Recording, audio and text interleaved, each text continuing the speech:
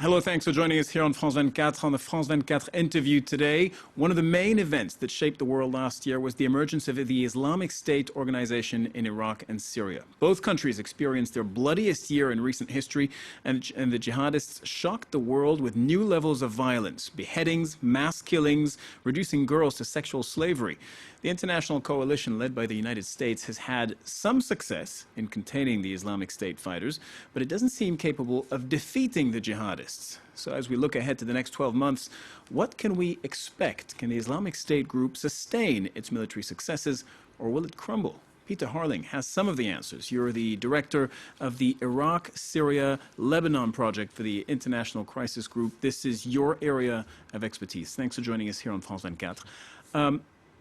As we look ahead to the coming year, how do you assess things? What do you think is going to happen in Iraq and Syria with respect to the Islamic State group?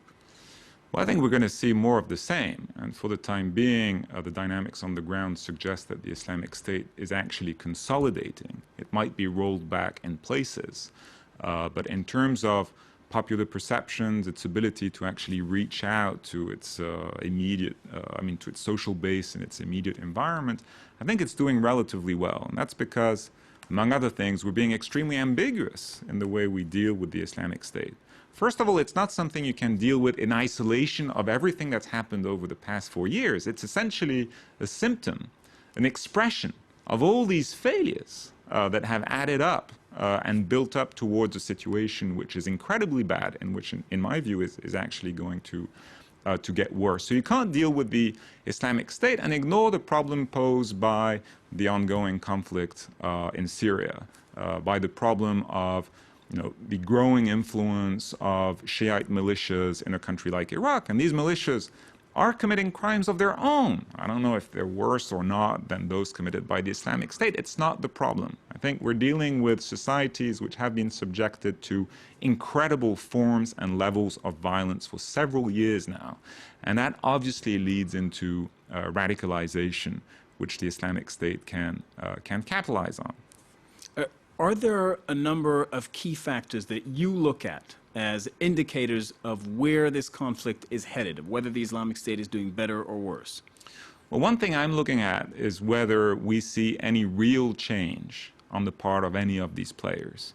And in fact, they spend a lot of time... So the players are the U.S., the governments in the region, Syria and Iraq? Exactly. Countries like Turkey, like Iran, like Saudi Arabia, the U.S. indeed. Are they making any major adjustments, at least, to the course of action they've pursued over the past several years, and that led to this? And the answer for now is no. Russia continues to support the Syrian regime regardless of what it does, and doesn't use its very real leverage to try and pull the leash on its ally. Iran is continuing to invest massively and systematically in the expansion and professionalization of militias at the expense of existing state structures in Iraq and in Syria, possibly beyond. A country like the U.S. essentially doesn't want to engage with the region, although it cannot admit to that. So it pretends to be formulating a policy while doing as little as possible. And that's true even of the alleged war on terror. They're deploying means that the military themselves in the U.S. recognize are not susceptible to deliver victory. So the U.S. is in a ritualized conflict, whereby it takes the pose of fighting the Islamic State, but without really designing the kind of strategy that would be needed to push back on the Islamic State over time. So, to me, the problem is that we're in this status quo, but all the players continue to pretend that things are moving, although we're going around in circles, and meanwhile, the region is essentially going down the drain. So you're saying the main regional players haven't changed their positions. Russia hasn't changed its position. Iran has not changed its position. The U.S. really wants to do nothing with it. Wants nothing to do with this. Throw in Saudi Arabia and Turkey and whatnot. So the bottom line is nobody changed their position. The conflict remains the same. Absolutely. And I think, we don't really measure in the West how bad the situation is. We tend to see the Middle East as a remote part of the world. Syria could be Sri Lanka for many people in France, for instance, or in the UK or the US. And there's this perception that the region has always been in a state of turmoil and conflict between sects and tribes and so on. I don't think we measure how dangerous it is to allow a part of the world which is profoundly integrated with Europe, within the Mediterranean basin, if you will. I don't think we measure how dangerous it is to let it slip this far. If you take Syria, we're talking about a country where a large part of the children, on the scale of a whole society, have not been going to school for 3 years. This is something we'll pay a price for years to come. Half the country's urban fabric has been destroyed, a large part of its industrial base. This is not a country that's going to recover, and we're far from seeing any movement towards a solution. So it's going to be years of this. Where will that leave Syrian society, and how are we going to deal with a society traumatized to this extent right on our borders? So you say this is going to continue pretty much the status quo for years. So the Islamic State is going to hold much of the territory that it currently has. The international coalition is not going to make a significant impact. Is that correct? Well, I can't divine the future, but for now, the dynamics we've witnessed over the past year presumably will hold. As I mentioned, I haven't seen any indication that any of the major players is willing to make the concessions or take the risks needed to introduce change in these dynamics. Is there nobody who has a sufficient vested interest in stopping the conflict and limiting the influence of jihadists? I think everybody now has an interest in principle. The problem is really, how do you shift from essentially public relations more than foreign policy? We make all these big statements. We don't really define much of a policy. And so how do you shift back to foreign policy where we would base our actions on clearly defined interests? And then how do you shift away from proxy war? So what we're seeing in the region right now is some players who are massively invested in proxy war, who are regional actors such as Iran, Saudi such as Arabia, Iran, Qatar. some Gulf states supporting their own proxies on the ground. In some cases, supporting people, and that's not specifically Sunni Arab jihadis, which we fear in the West. You have Shiite jihadis who hate us just as much, are capable of exactly the same crimes, but don't draw as much attention to themselves. They are being supported in this escalating struggle too. We're seeing more and more armed groups evolving within these traumatized societies, as I said, and calling the shots.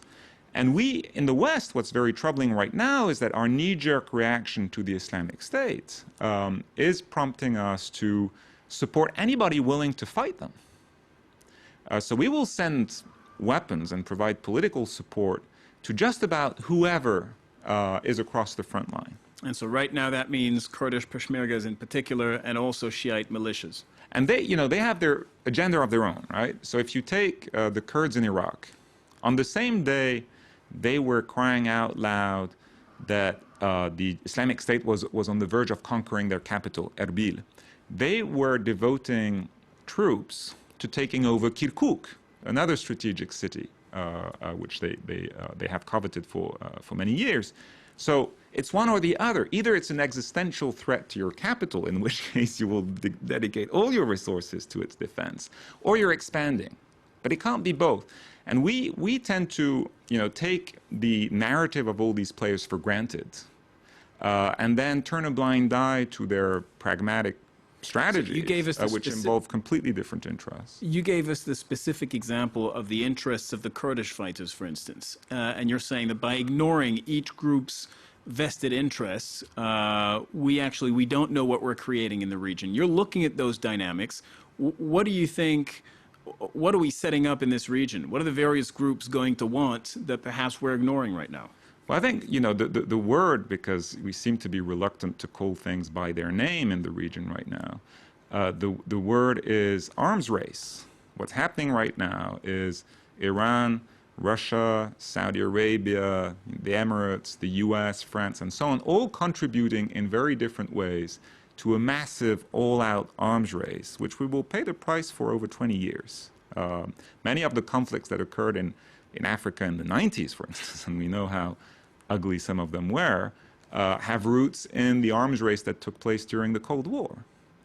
This is not something inconsequential, and I think, you know, we're acting fast because we want to see the Islamic State, which is an abominable movement, of course, but as this epitome of evil, as something also that can distract, I think, from all our failures over the past 4 years. It's, you know, it's really something that comes in to save us from our own ambiguities in dealing with the major challenge which the Arab world and the uprisings in the Arab world have posed.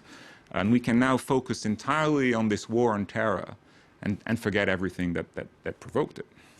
All right, Peter Harling. A rather pessimistic view, I have to say, of what's going on in Iraq and Syria, but then the news doesn't really give us cause for optimism, does it?